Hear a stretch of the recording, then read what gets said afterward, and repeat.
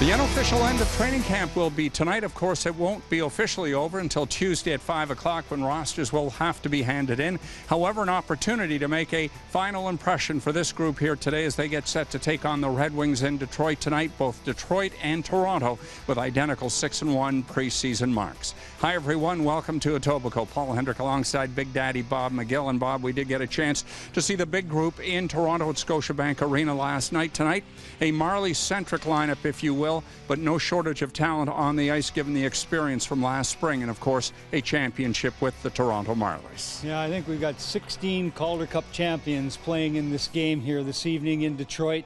And you know what?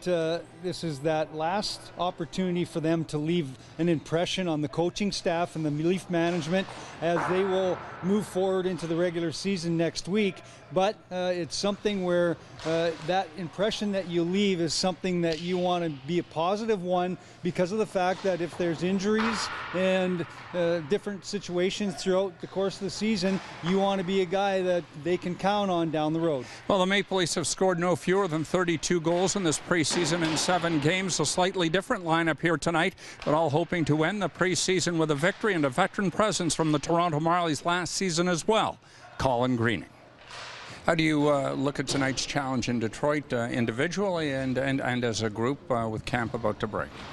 No, individually, I just hope this is going to be my 3rd game, so I hope to kind of build on what I've done the first 2 games. Obviously, preseason is always hard to navigate through sometimes because you're still feeling the puck. So for myself, that's kind of one of the things I'm trying to do. And I think for the rest of the team is a lot of guys are, guys that might be on the bubble. They're looking to impress in the final game. Is this a pretty smooth camp, kind of the way you hoped it would?